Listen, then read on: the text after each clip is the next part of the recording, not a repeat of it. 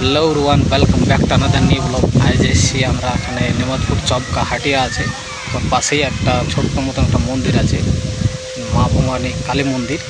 সেই মন্দিরটাতে একটা শিব মন্দির আছে, শিবও আছে। আর এই পরিবেশটা দেখো চারিপাশের,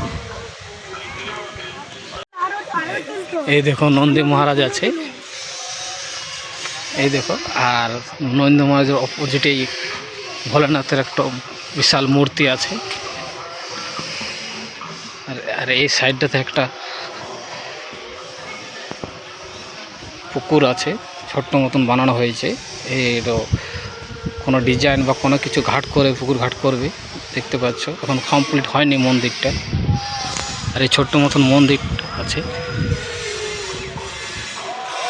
আর এই দেখো চারিপাশটা এখান থেকে দেখাচ্ছে। এই দেখো নন্দী মহারাজ।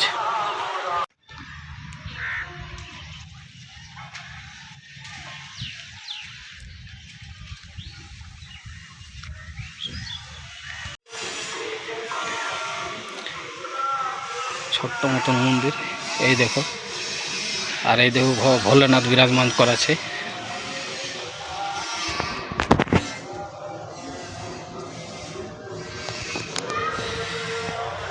ভোলেনাথ বিরাজমান করা আছে।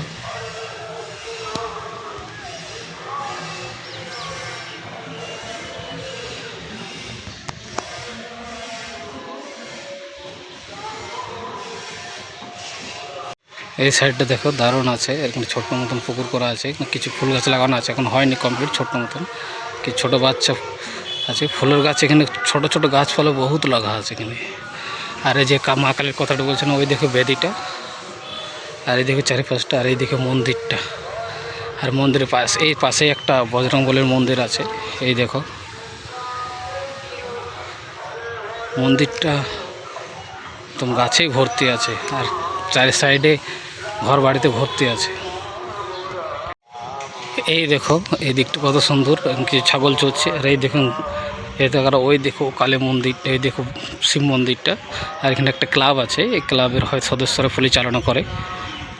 আর এই দেখো সে যে মা ভবানী কালী মন্দির বলেছিলাম, সেই কালী মন্দিরটা বেদি করা আছে। আর এখানে দুটো বাচ্চা পুজো করছে মা কালীর। জায়গাটা খুব সুন্দর, একদম ছোট্ট মতন, চারিদিকটা ঘেরা নেই, কিন্তু মানুষজনের যে বাড়ি ঘর আছে ওইতে ঘোরা আছে। আর এই জন্য ছোট্ট মতন পুকুরটা।